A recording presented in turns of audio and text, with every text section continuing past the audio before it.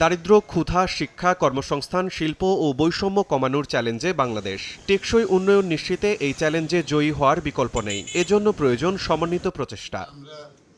টেকসই উন্নয়ন লক্ষ্যমাত্রা এসডিজি বাস্তবায়নে ৫ বছরের কৌশলগত কাঠামো নিয়ে জাতীয় সম্মেলনের দ্বিতীয় দিনে ৬টি বিষয়ে পরিকল্পনা তুলে ধরে সংশ্লিষ্ট মন্ত্রণালয়। পরে প্যানেল আলোচনায় উঠে আসে বাস্তবায়নে সক্ষমতার ঘাটতির প্রসঙ্গ।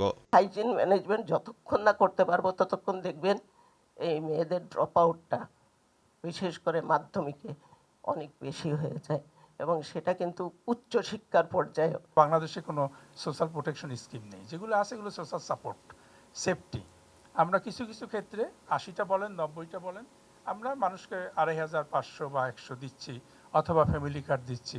এর ক্রাইটেরিয়াগুলো যেখানে এখানে ওয়ার্কফোর্স নাই। বেশ কিছু প্রজেক্ট করেছি, কিন্তু এগুলো স্কেল আপ করতে গেলে পাবলিক সেক্টর থেকে ইনভেস্টমেন্ট লাগবে এবং যেটা আগে বলেছি অনেকগুলো গভর্নমেন্ট এজেন্সির একসাথে কাজ করতে হবে। এসডিজি অর্জনে প্রাথমিক পর্যায় থেকেই কারিগরি শিক্ষা এবং তরুণদের জন্য স্টার্ট আপ ও ঋণ সহায়তা উদ্যোগের কথা পরিকল্পনা প্রতিমন্ত্রীর। বাস্তবায়ন যাতে বাধা মানে টাইম বাউন্ড হয়, বাজেট বাউন্ড হয়, এফেক্টিভ হয়, তিনটার জন্যই আমরা চেষ্টা আমাদের রূপরেখা তৈরি করে প্রায় সম্পন্ন করেছি। আশা করি সরকারের ১৮০ দিনের মধ্যেই আমরা এটা ফাইনালাইজ করতে পারবো। সময়োপযোগী শিক্ষা নিশ্চিতে ২০২৮ সাল থেকে নতুন কারিকুলাম চালুর পরিকল্পনা জানান মন্ত্রী।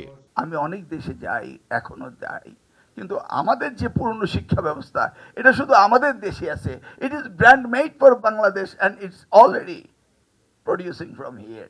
We must change it. আমরা কারিকুলাম এবছর চেঞ্জ করতে পারবো না, পরিমার্জন করেছি, 4টি নতুন বই দিয়েছি। 2028 থেকে আমরা নতুন কারিকুলাম শুরু করব। দারিদ্র্য থেকে শিক্ষা, কর্মসংস্থান থেকে শিল্প, এসডিজির ৬ লক্ষ্য বাস্তবায়নে সক্ষমতা বাড়ানো, সমন্বয় ও নিয়মিত তদারকির উপর গুরুত্ব দেন আলোচকরা। শিমুল হোসেন, সময় সংবাদ, ঢাকা। বিষয়ে আমার নিজের একটু ব্যক্তিগত ভাবনা